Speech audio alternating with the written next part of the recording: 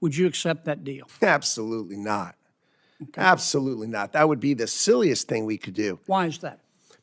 Vietnam, 90 billion from China, then they mark it up and send it to us. So you They're wouldn't, just a you wouldn't- pathway of China to us. You wouldn't accept that deal. No, it's a terrible deal. We're the one with money. We're the one with the store. Are you telling the president that we shouldn't seek reciprocity? If that's what you're telling him, why are you trying to do these trade deals?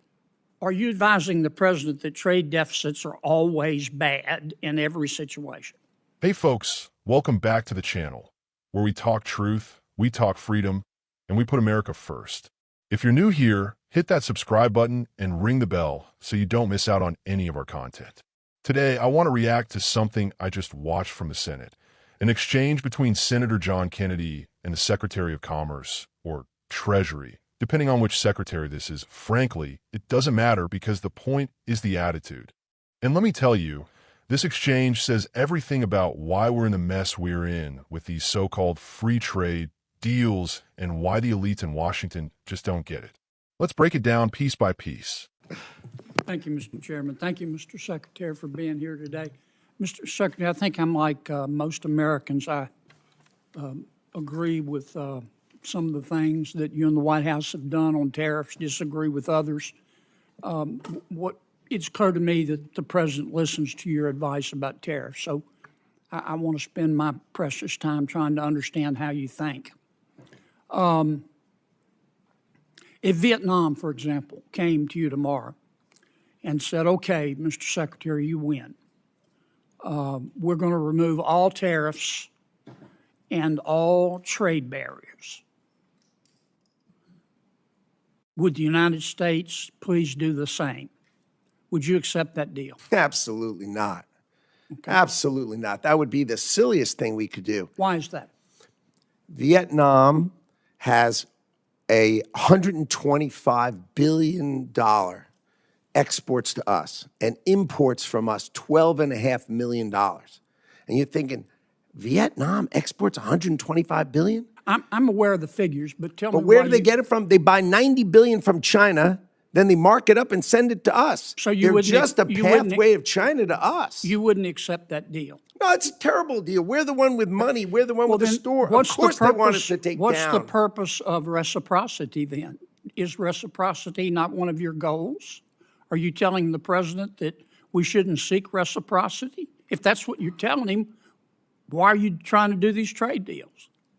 What do we want? We want to encourage Vietnam to produce products they're great at producing. But I want to get back to reciprocity. You just said you don't believe in you don't accept reciprocity as a goal. What are you negotiating in these trade deals? Why would we open our bank account and their bank account when why ours are is you 10 times bigger? negotiating trade deals? You're trying to get other countries to lower their tariffs and trade barriers in return for us lowering ours.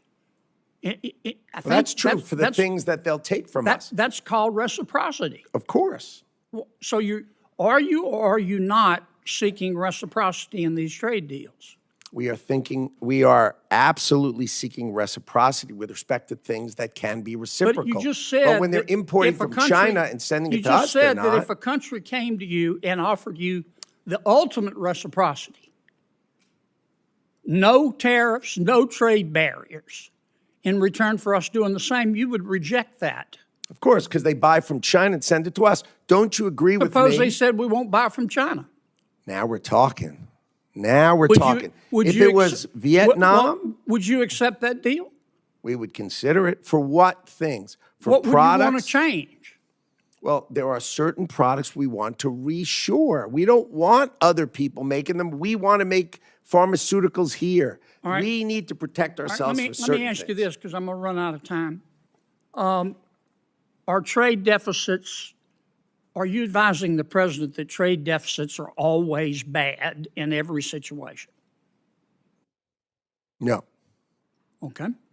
When are trade deficits good? Trade deficits, for instance, let's say there was a company that had the cure for cancer. Let's call it Cancer Cure. And we were buying it and it was located in another country. We would obviously have a trade deficit with them because they have the only one of it. An example, our technology companies, our great technology companies, we're the So, only ones so a with it. trade deficit is okay if they're products we really need. If they're the only ones with it and we can't do it, then of course it's fine. But if we can do it, then we darn well better think about whether we're supposed to do it and whether we want to do it and if it's in our interest as a country to do Here's it. what I'm getting at. I've heard you say that trade, well, strike that. I want to go, I'm running out of time. I want to come back to another subject. Tell me your understanding of the Trade Expansion Act.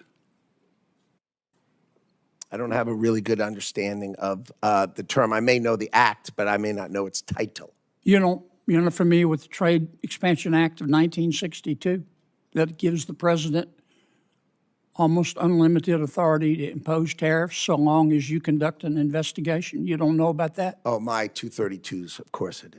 Okay. Sorry, I just didn't know the title of the plan, Yeah. but of course I know. Why didn't you advise the White House instead of proceeding under other statutes? Why didn't you advise the White House to proceed under the Trade Expansion Act?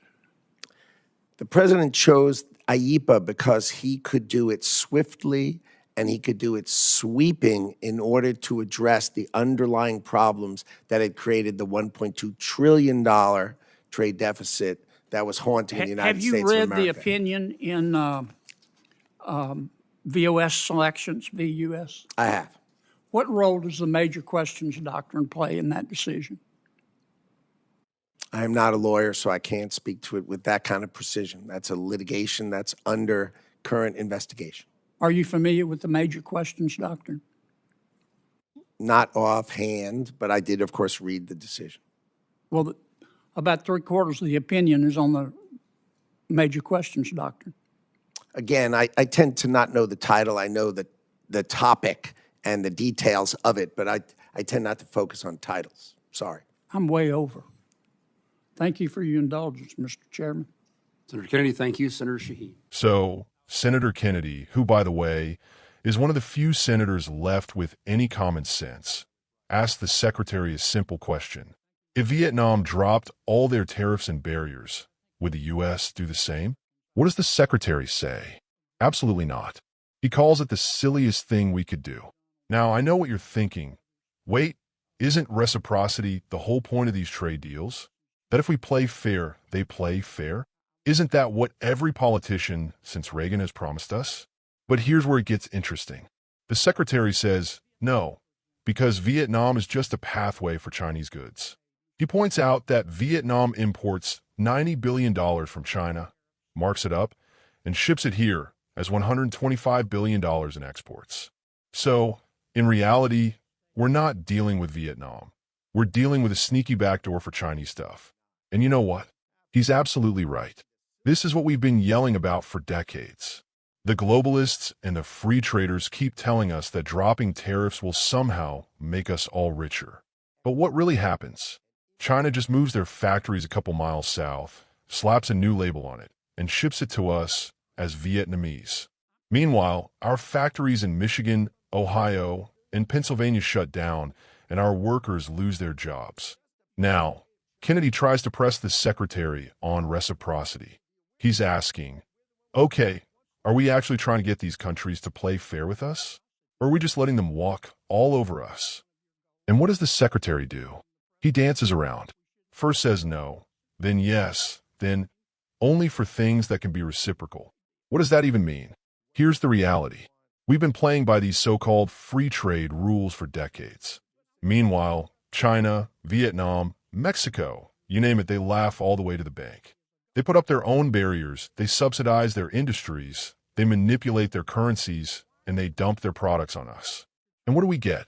Empty factories, hollowed-out towns, fentanyl pouring over the border, and a shrinking middle class.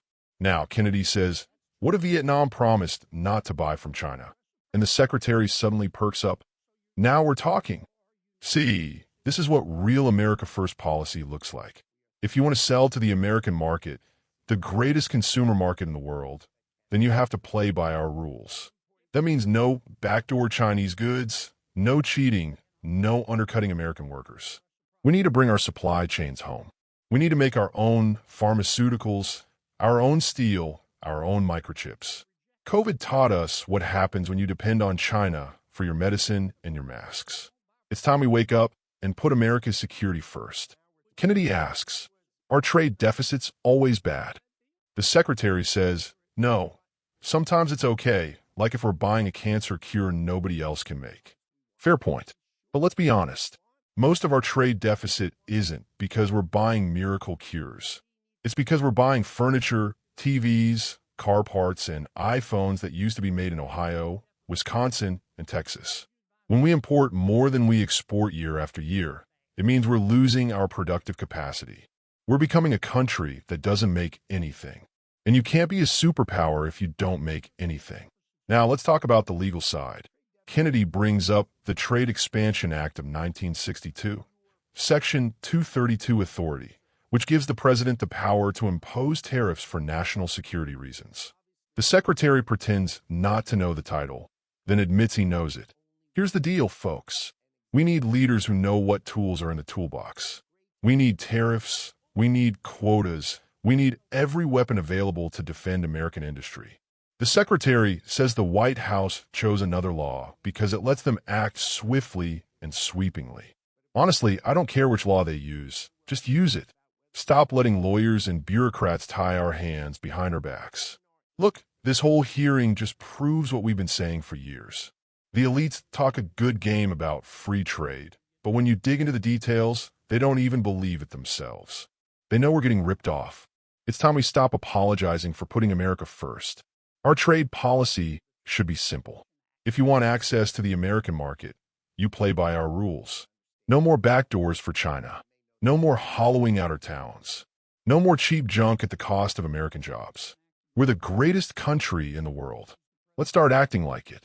If you agree with me, hit that like button, share this video, and let me know in the comments what you think about this hearing. Should we keep playing by globalist rules, or is it time to bring America's factories back home? And if you want more content like this, subscribe and support the channel. Together, we'll keep fighting for American workers, American families, and American freedom. God bless you, and God bless the United States of America.